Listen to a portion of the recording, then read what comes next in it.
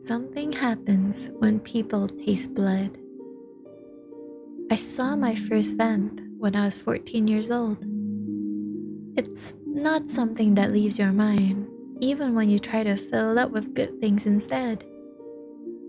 It happened at an arcade. Dad had brought me to show some retro games he used to play with his cousins.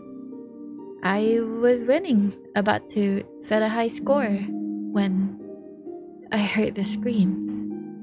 They were blood-curdling. I looked at my dad.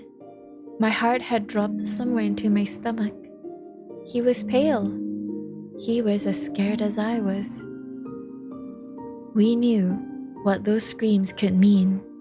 We saw every morning on the news a new face, someone who had turned and killed, or someone who had been killed by a vamp.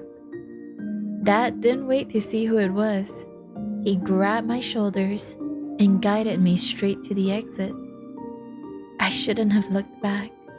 When I did, I saw a picture that branded itself into my brain forever.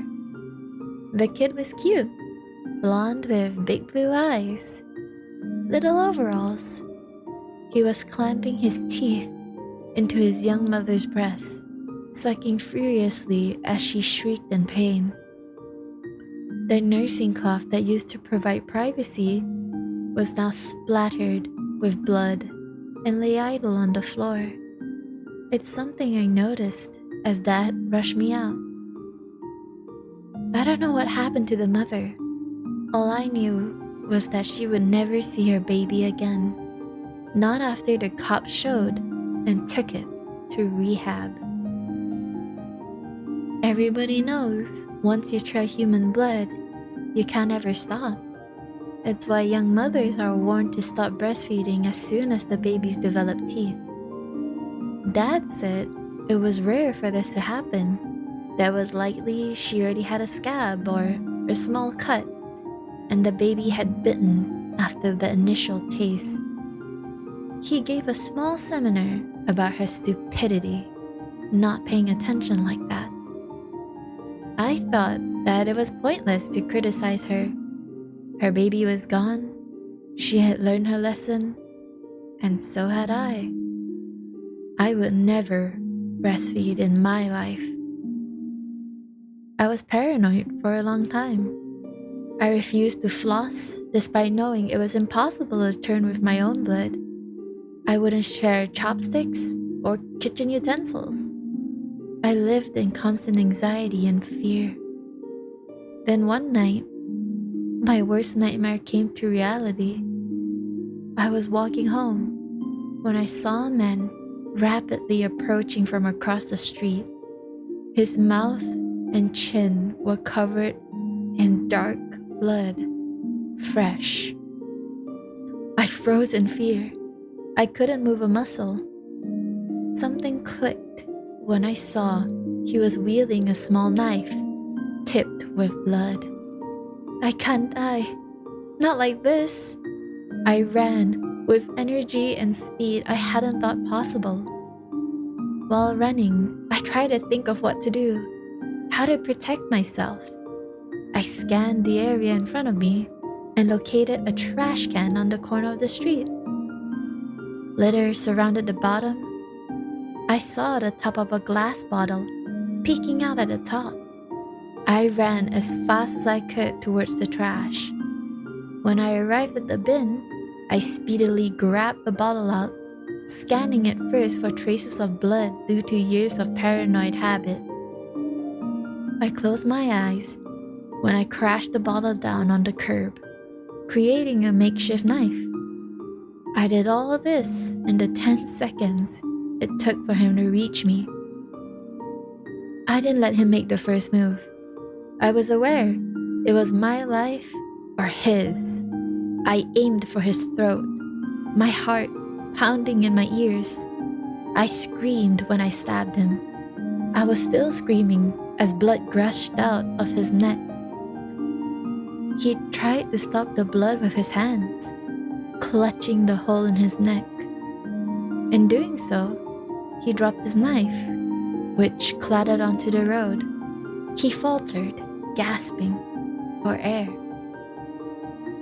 After I stabbed him, I wanted to run. I mentally commanded my body to move as he bled out. But I was frozen. He looked at me with desperation and despair in his eyes. Even in my intense fear, for a moment, I felt pity for him. Then, with the speed of a striking snake, his hand left his bleeding wound and he grabbed my hair. He pulled so hard, I yelled in pain. When I did, he stuck his fingers in my mouth. I couldn't process what had just happened before I felt it. The most amazing feeling. It was like every worry was melted away. I was calm, floating up and up and up. So I went from happy to ecstatic to a place where I felt like I was dreaming. This happened in 20 seconds, but it felt like time had frozen. When I came to, the man was lying on the street. Blood was still oozing out, but the animation had left his eyes. He was smiling. I knew why. He had chosen to do a noble thing in death. He had opened my eyes. Something I had been running from my whole life was something I should have been chasing. I now couldn't imagine life without another taste, as many as I could get. I knew I needed to run before anyone saw me and the cops came and took me away. But I had to take some with me. I took off my jacket and saturated a sleeve in the blood coming from his neck. As I did, I made sure that the sleeve didn't touch the road. I was gonna drink every drop, and who knows what germs could be on the street.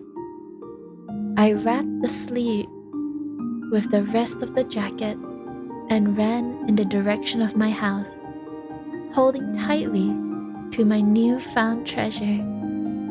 As I ran, I wanted so badly to try another drop, but I knew I would black out and didn't know for how long. As I gasped for deep breaths of the chilly autumn air, it registered. I killed someone. I shook the thought out of my head. It was self-defense, and I had a whole new life now.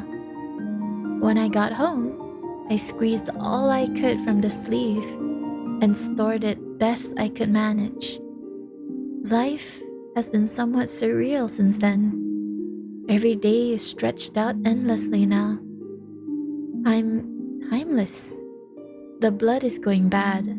Soon, I'll run out. It doesn't matter. I'm free. I'll live eons and days. I'm timeless.